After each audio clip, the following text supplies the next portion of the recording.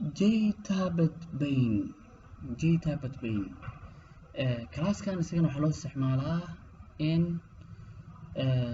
oo ku suurtageliya switch between a group of components kala duwan inaad isku kala bedesho ayuu ku suurtagelinaa adigoo click ku dhahayo tabka oo muxuu ahay title-ka meesha ku qoran macnaha title kala duwan meesha ku qoran waa kana Tablet Paint oo ah main kan haddaad click ka dhahdo component-yada iyo wixii dusha ka saarnaa arkay kan haddaad doorato tana waxaad arki doontaa another component ama qayb kale tab kale haddaad dhahdo midkan oo click dhahdo macnaha tab oo keyboard-ka maahan markaad click ku dhahdo waxaad arkay component kala duwan oo aad diyaarsato dabcan sida hadda midkaan isticmaalno oo ah ii sheeg ribbonka oo kale ribbonka muxuu ahaa midkaan si fiican fiiri PowerPoint wuxuu leeyahay tab oo qaybkan home ah kan click markaa dhahdo waa another tab oo ah qayb kale oo component-yada muxuu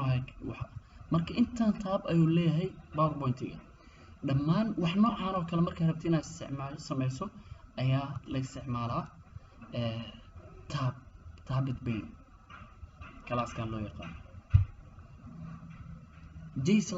slider-ka dabcan waa noocaan dabcan qaabkan oo u samaysan kartaa isagoo label wato oo number ama waxyaabo ah wato intaan waa ka samayn kartaa laakiin waxaa loo yaqaanaa slider waxaana loo isticmaalaa inta badan in waxyaabo kalaro oo muxuu ahay hal kalar oo kale guduud noociisa oo kale muxuu ahay noocyadiisa isagoo kalarka iftiinka laga xiraayo marna iftiinka loo badinayo ama ii sheeg waxyaabo lamid ah windowga oo kale hadda wuxuu u isticmaalaa midkaan oo kale slider sida hadda midkaan PowerPoint-ga fiiri slider loo isticmaalaa oo qaybtan lagu weyneeyo isna lagu yareeyo marba si waayo marna waa lagu weynayaa marna waa lagu yareeyaa Tablet Paint marka noocaana loo yaqaan minus iyo plus oo sidoo kale batano oo u samayn kartaa oo aad ka kordhinaysid oo ka yareynaysid waxaa loo yaqaanaa noocaan oo kale markaa rabti inaad isticmaashid slider-kan ayaa kaa saacidaya slider-ka dabcan waxaa loo isticmaalaa waxyaabahaas oo kale spinner-ka waa kan waa tiro marna tiradaad weynaysanaysaa marna tiradaa yaraysanaysaa dabcan hadda PowerPoint-ga ayaaba leh fontiga meesha aad ka badinaysaa ama ka yareynaysa oo kale waa midkaan si fiican oo fiiri home-ka markaad joogtid farta fiiri inkastoo hadda ma suurtagelinayn hadda fiiri hadda waxaa loo bedelay qaab noocaan ah laakiinse muxuu ahaay wuxuu ahaa jiray sida hadda midkaan waxaa ahaa ii sheeg windowgii PowerPoint-gii ama Office-kii 2003 iyo kuwa noocaas kuwii ahaa caadi waxay isticmaalayeen qaabkaas okay programming qaarkood waxay u isticmaalaan date-ka in maalmaha oo muxuu ahay lagu kala bedelo oo marna maalin lagu daro marna maalin laga yarayo ama taariikh sanad ama wax lamid ah Spinner class-ka waa single line input field hal line oo aad wax ka geli kartid sababtoo ah qoraalka inta inaad ka tirto shanta hadda meesha 6 numberka si toos oo bedeli kartaa ama hal inaad ku darto ama hal ka dhinto qaabkaas oo isticmaali kartaa waa data loss user-ka wuxuu ogolaanaa inuu select gareeyo a number ama object value ama object qiimo object ah from an ordered sequence ayadoo la tixraacayo ordered sequence tirada si sequence ah sida kala horeyso 1 2 3 4 iyo waxa la midka ah toolbar dabcan window muxuu ahay Microsoft Office sheeg 2003 iyo muxuu ahaa kuwa noocaas ahaa waxay isticmaali jireen asal menu iyo toolbar marka toolbar waa noocaan qaabkan uu egyahay line-kan oo kale waaye kan calaamadana lagu garto calaamadan inaad soo qabato oo aad soo jiido oo aad inta meelahan kala keento ayaa ku suurtagelinaya waxay ku suurtagelinaysaa sidoo kale in aad wax ka dhigato window caadi ah oo ka dhigato kuu suurtagelinaya in aad size-ka yarayso weynayso suurtagelinaya menuyada ama componentya ama waxyaabana inaad dul saarato oo ku suurtagelinaya. hadda maanta muxuu ahaay PowerPoint-gan ama Office-ka wuxuu isticmaalaa ribbon wax loo yaqaan oo ah tabka hadda aan soo arkayna ayuu ku basgaraysan yahay, laakiin asal hore wuxuu ahaa menu iyo caadi u ahaa. sidaa darteed toolbar-kan waa container ku suurtagelinayo oo noo suurtagelinayo in group oo componentya ah aan meesha saarano. usually inta badan waxaa la isticmaalaa button la isticmaalaa buttonada, laakiin waa maxay waxaa la isticmaalaa icon sawiro.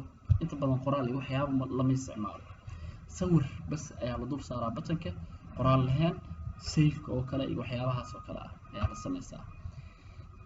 kaas oo aad u samaysan karto row iyo column adigoo ishoos dhigaya ama si row ah. hadda hab row ah uu samaysan yahay, isagoo column ahna oo u samaysan kartaa.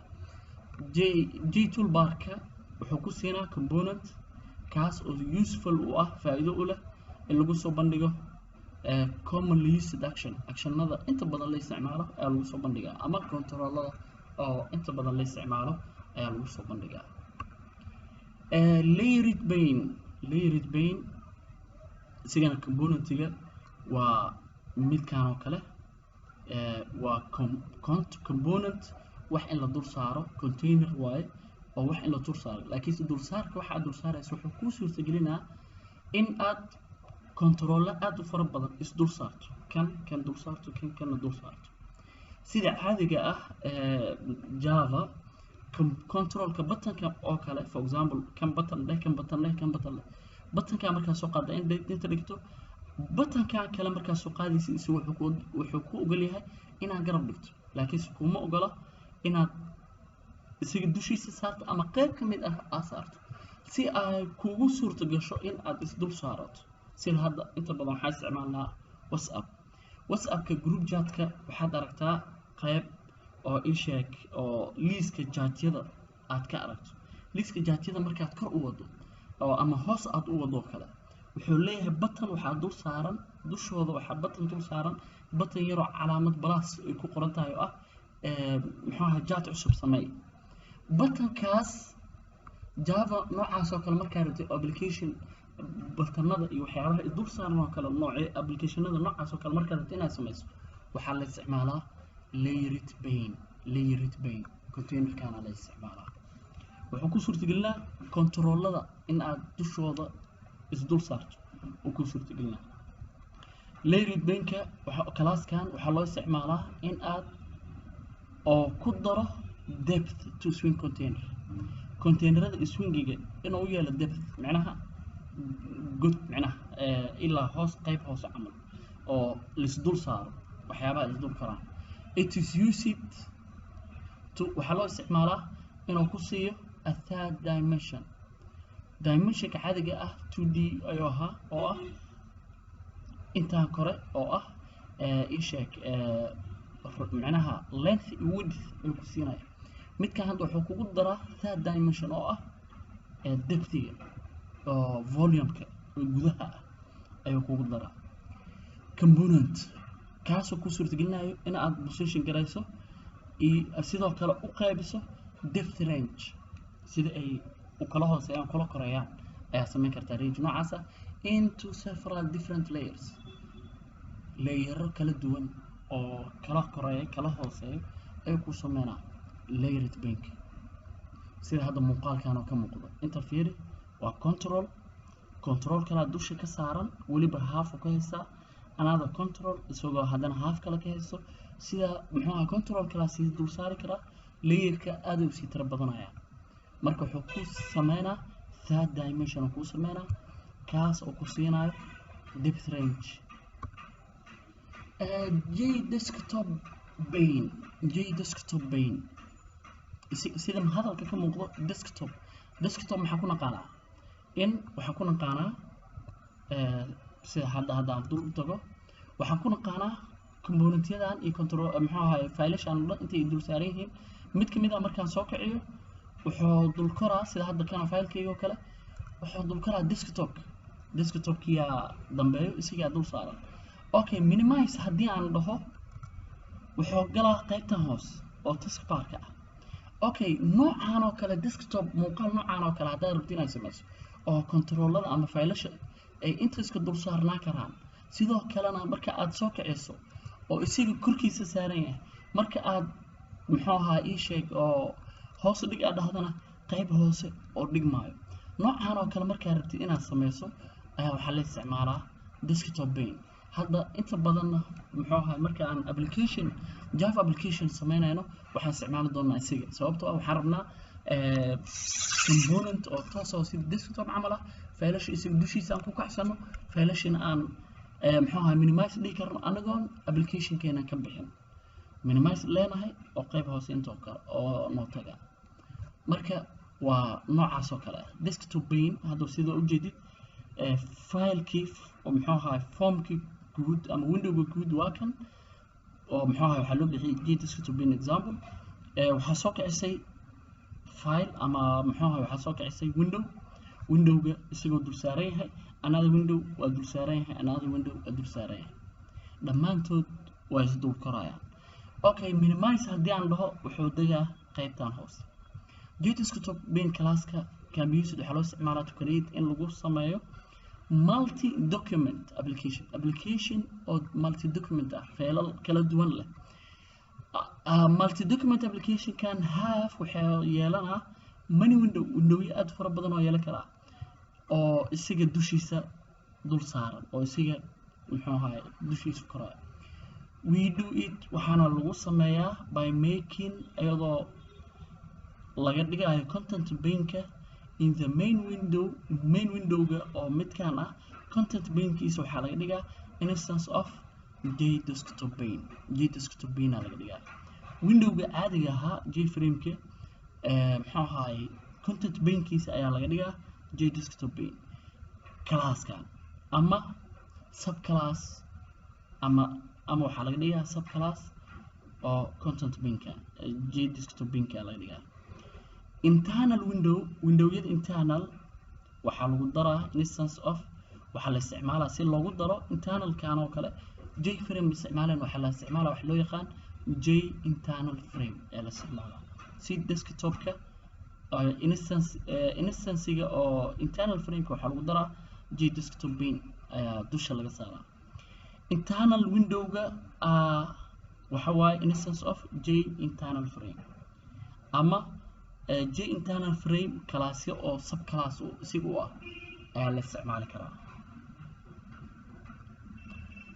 scroll pane sida hadday u dhahay scroll barka oo horizontalka iyo verticalka oo muxuu ahaay la isticmaalayo. dabcan scroll pane already isiga scroll bar isiga already wato, saa darteed hadday waxaa dhahaynay looma baahna marka la rabo in la isticmaalo muxuu ahaa scroll bar oo filekaada muxuu ahaa scroll bar marka la rabo. scroll bar waa maxay? waa midkan inta iyo muxuu ahaa horay gadaal u kala soconayo, scroll bar kuwaana loo yaqaan. okay, scroll bar looma baahna sababtoo ah scroll pane isaga wato. scroll bar waa maxay? faylashan aad ku tiro badan horay gadaal in lagu muujiyo oo kor iyo hoos u socotid. haddii oo mid inta yahayna waxa ka qarsan geeska in lagu soo waxeeyo. okay, Java markaa rabtid inaad support garaysid waxyaabaha noocaas ah waxaa la isticmaalaa scroll pane-kana already isaga wato scroll bar. saa darteed scroll bar Java inta badan lama isticmaalo. horey waa u jiri jiray, waa la isticmaali jiray intoosan componentkan soo baxay. mar haddii componentkan soo baxayna isticmaalka scroll barka caadiga meeshuu ka baxay. scroll pane waa windowgan kuu suurtagelinaya componentyadaada inaad dul saarato leh scroll bar. macnaha waxaa laga yaabaa framekeygan haddaan rabo inaan isticmaalo componentya aad u tiro badan haddaan saaro qaybtan hoose oo aan sii jeedo wuxuu ka baxaa markii dambe desktopka muxuu ahaa cabirkiisa ayuu ka baxaa. okay, soo cabirkiisa ugu bixin componentyada aad ku tiro badanna ay hoos u aadaan oo scroll bar horay gadaal aan u wado inaan rabo waxaan isticmaalaa scroll bar. hadda waxaa ugu muhiimsan sida muxuu ahaay text boxka oo multi-line-ka ah oo word-ka ama muxuu ahaay text node-ka ama notepad-ka ama waxyaabahaas oo kale ah ayaa aad loogu isticmaalaa. component-ga aad rabtid in oo muxuu ahaay dheeraado oo ilaa hoos iyo waxyaabahaas oo dhan yeelanayo intaasoo dul saaray. inta marka haddaad dul saarto shaashaddu isku fidinaa, adiga waxaada waa iska qorane, isagana muxuu sameynaa scroll barkaan uu sameynaa oo kuu suurtagelinayo kor iyo hoos u soconayo. scroll pane waxaa loo isticmaalaa to make si loo sameeyo scrollable view of component, muuqaal hore iyo gadaal loo wadi karo, loo jiidi karo oo inuu kuu sameeyo micnaha hore iyo gadaal waxaad u soconaysa kuu suurtagelinaa. when goorma screen size-ka is limit, shaashadan dabcan markay limit tahay, dabcan haddaba waa limit oo windowgaan isticmaalaysid muxuu ahaay waa limit oo inta ilaa intaa ma dhaafi karo. waxaa rabtaa liis aad u tiro badan oo component iyo waxyaaba muxuu ahaay form aad u dheer aa wadataa. formkaada oo aad ku dheer si aad waxaasoo dhan wada saarto oo haba dheeraado, dabcan wuxuu ku suurtagelinayaa midkaana ku suurtagelinayo scrollable. use waxaan isticmaalaynaa mar haddiiba screen size-ka oo limit yahay oo wax aad u tiro badan wadatid, waxaan isticmaalaynaa scroll pane si aan usoo bandhigno large component-ga aad u dheeraay si aan usoo bandhigno scroll pane-ka isticmaalaynaa. ama component whose size can change dynamically, ama component size-kiisa oo isbedelayo. for example formka maadaama hadda saan u dheer yahay, waxaa laga yaabaa isagooba muxuu ahaa kan hadda ah, waxaa laga yaabaa inaad yareyso marna inta ka yareeyo marna weyneeyo. controllo fara badan hadday saaraayeen oo ilaa intaan ah, haddaa yareyso waxaa qarsamaayo kuwaan intaa ha qarsamaayo. si ay saan u dhicin waxaa la isticmaalaa scroll pane. split pane waa midkaan control waaye, kan another control. split pane waa noocan, wuxuu u qaybinaa shaashadda laba qayb, bidix iyo midig ay u kala qaybinaa shaashadda. oo haddaba windowga uu leeyahay muxuu ahay windowga midkaan ah. for example hadda kan markaan aan sidaan oo kale u wado ii sheeg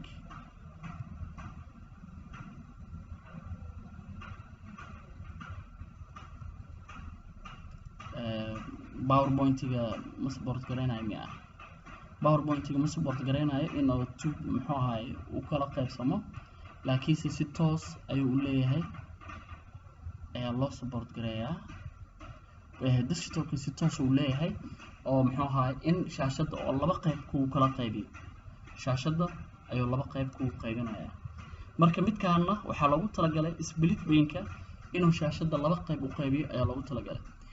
split pane is used waxaa loo isticmaalaa in lagu qaybiyo two component, laba component in laga dhigo. component-gaada halkaa ah oo windowga caadiga ah in laba laga dhigo ayaa loo isticmaalaa.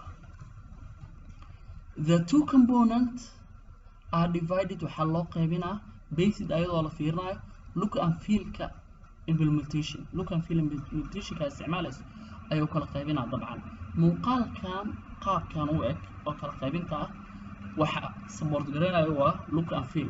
marka muuqaalkaas look and feel-ka siduu yahay ayuu kala qaybinaa.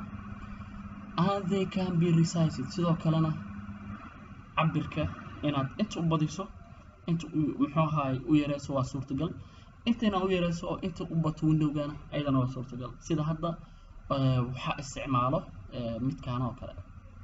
for example aan dhaho file open, saa u jeedid shaashadda oo muxuu ahaay midkaan waa kala qaybsan yahay. wuxuu kala qaybsan yahay kan oo qaybtaan iyo qaybtaan iyo qaybtaan. midkaan had scrollka hadda haddaa sameeyo wax bedel maayo, waa qaybtaan shaqo kuma leh, qaybtaan waa ka madax banaan tahay. qaybtaan haddana haddii aan wax ka badbedelayo ayadana qaybtaan waa ka madax banaan tahay. kan markaan click siiyo waxaa isbedelaya qaybtaan oo dhan, kan markaan click siiyo isagana waxaa isbedelaya qaybtaan save as markaan dhaho export iyo waxyaabahan oo dhan. marka muuqaal noocan oo kale markaa rabtid inaad yeelatid oo inaad kala qaybsatid shaashadda waxaa la isticmaalaa split pane. split pane-ka userkana wuxuu u ogolaanaa in aad resize ku sameeyo oo marbana inta u badiyo marna inta u yarayo ayadoo rangaraysan yahay waana ka xiri kartaa. if the minimum size for example haddii marka oo minimum size-kiisa muxuu ahaay oo aad u yaraado for example wax yar waxaan rabaa inaan idin tuso intaa hadalkaas gaarin. open dheh, waxaan rabaa inaan furo my computer dheh, waxaan rabaa inaan furo fileka folderkan oo kale. okay kan ayaa aad u isticmaalo split pane muxuu ahaa split pane sababtoo ah fiiri midkan wuxuu ku suurtagelinaa inaad resize ku samayso isagana waa sidoo kale. okay marka uu gaaro meesha ugu dambeyso oo muxuu ahaa meesha ugu dambeyso gaaray isaga ayaa kaa diidayo oo ma ogolaanayo in aad dhammaan inta qaybtan oo dhan wada xirtid. haddana sidoo kale qaybtan ayadan inaad dhammaan wada xirtid isagana kaama ogolaanayo. split pane-ka waa kaasaa. marka noocaas oo kale markaa rabtid inaad samaysid waxaad isticmaalaysaa split pane kuu suurtagelinayo in aad jiidid oo marna inta u yarayso marna inta u badiso. userka minimum size markuu gaaro oo two component-yada oo is greater than the size of the split pane meesha loogu talagalay split pane-ka oo ugu dambeeya markuu gaaro the divider will not allow you to resize. kaama ogolaanayo qaybtan kaama ogolaanayso in aad resize meesha ugu dambeyso oo loo geliyahay inaad samayso. sidoo kale labada component waxaad oo muxuu ahay split pane-ka waxaa loo align garay karaa left to right sida hadda midkaan oo kale yahay qaybtan iyo qaybtan. sidoo kale adigoo isticmaalayo markaa rabta left iyo right inaad kala qaybisay sida kan oo kale waxaa isticmaalaya waxa loo yaqaan split pane dot horizontal split ayaa isticmaalaya horizontal split ayaa isticmaalaya. haddaad rabtid top iyo bottom oo ah kor iyo hoos inaad kala qaybiso haddaad u baahan tahay waxaad isticmaalaya split pane dot vertical split midkaan loo yaqaan. userka is resizing the component the minimum size of the component is used. userka marka oo resizing-ka sameynayo minimum size ayaa muxuu ahay la degsadaa si marka la isticmaalaa si hadhowti loo go-aansado meesha ugu weyn iyo meesha ugu yar oo componentigan oo loo yaray karo ama loo weynay karo. kan markaa raba inaan saan u yareeyo waxaa sheegaya size-ka ugu yar cabirka ugu yar oo ilaa oo tagi karo. sidoo kalena maximum-kana meesha ugu badan oo tagi karana waa aad sheegaysaa. position-ka marka labadaas ayaa laga rabaa inaad dejisid. root pane isaga waa lightweight container si toos ah isaga looma isticmaalo laakiinse yaa isticmaalo used behind waxaa lagu isticmaalaa behind the scene macnaha muuqaalkan waxyaabahan ujeedid kadaashood waxaadan arkaynin oo muxuu ahaay waaye waxaana isticmaalo J-frame-ka markaad aad soo furato dabcan markaa hadda formkan waa J-frame control-kana saaran muxuu ahaay menu-gana saaran iyo waxyaabahan control-kan iyo menu-ga iyo waxyaabahan oo dhan iska wada ma korayaan waxay dul karayaan marka ugu horeyso root pane-ka ayaa dul saaran J-frame. marka J-frame markaad la soo baxdo wuxuu wataa J-root pane. J-dialog markaad sameynaysid wuxuu wataa J-root pane. J-window sidoo kale J-applet-ka sidoo kale internal frame-kana sidoo kale dhammaantood waxay isticmaalaan J-root pane ayay isticmaalaan. marka wax si toos ah aad u isticmaalaysa maahan laakiinse waxaa la dul saaraa window-yadan oo J-frame-ka dialoga window-ga iyo waxyaabahan kaligiis si toos looma isticmaalo. J-tooltip-ka isaga waxa waaye marka aad control ama wax lamid ah sida hadda for example control-kan oo kale marka aad tul tagto waxaa soo baxay qoraalkan oo ku sharxayo waxa uu yahay control-kan iyo haddii aad wax u baahan tahay in adaga samaysan karo laakiin every control aad dul tagto isaga waa kuu sheegaa kan markaad dul tagto waa kana tooltipka midkaan soo baxayaa lahaa markaa shay tagto haddaad ka dul qaadana waa u baxaa kan waa dul tagtay haddaad ka tagtana waa u baxaa midkaas ayaa loo yaqaanaa tooltip okay tooltip isaga mid si gooni ah u taaga maahan waxaa la dul saara waxa waaye oo lagu xiro componentyada kale oo caadiga loo isticmaalo hadda jpassword ayaa meeshan ku saaran jpasswordkan marka aan dul tago waxa laga rabo ayuu ku sheegaa enter your password oo kugu qoraa for example tusaale noocaas iyo qaabkaas ayaa u qoray qofka macnaha waxa loogu talagalay in lagu sharxo componentigan waxa uu yahay iyo waxyaabaha qabanayo componentyada kale waxyaabaha qabanayo you can create waxaa sameyn kartaa tooltip for any j component kasta ayaa sameynaysaa adigoo isticmaalayo set tooltip text function la dhahayo mid kasta wuxuu wataa set tooltip text ama tooltip netbeans markaad isticmaalaysid properties markaad tagtid waxaa meesha ku qoran tooltip component kasta ayaa wata method kan ayuu wataa this method is used waxaa loo isticmaalaa to set up in lagu sadgareeyo lagu fadhiisiyo tooltipka oo componentiga yeelanayo for example tusaale kale hadda jtest muxuu ahay password filligan tooltip markaa rabto inaad ku darto waxaad kaliya tagaysaa one line of code hal line code u baahan tahay oo ah muxuu ahay password fill dot set tooltip text ayaa leedahay qoraalkii ayaa inta gelinaya okay chapterkan ama partigan intaana ku ekaa oo swing control ah part 2 meeshaan ku ekayaan marka insha Allah taala part 1 iyo part 2 ba controlladii oo dhan aan soo aragnay iyo cashirka ka horeeyay oo ahaa layout-ka saddexdoodaas practicalooda muxuu ahaa bari laga bilaabo insha Allah taala waan soo raacinaa maanta waa sabti muxuu ahaa ii sheeg practice-koodana bari ilaa muxuu ahaa 3 maalin ayaa ku soo kala dhigaa insha Allah marka intaas sameeyo oo practical every component ama every control oo aan sameeyo waxaan soo raacin doonaa insha Allah muxuu ahaa hal project oo notepad oo toos ah u shaqeynayo ayaan insha Allah sabtiga talaadada maalinta talaadada isagana soo dhigaa isagoo complete hadda aan ka gaari waayo isagoo complete ahna waxaan sameynaynaa isagana waxaan soo kala dhigaynaa si qaab partial ah oo qayb-qaybahan soo dhigaynaa intaas markaan ka dhamaadana dabcan waxa daba socdo assignment oo laga rabo oo notepad markaan sameeyo waxa laga rabaa wax loo yaqaan notepad plus ama wordpad marka insha Allah xisada muxuu ahaa oo soo socota ayaa ku arkaysaan oo talaadada ka bilaabanaysa insha Allah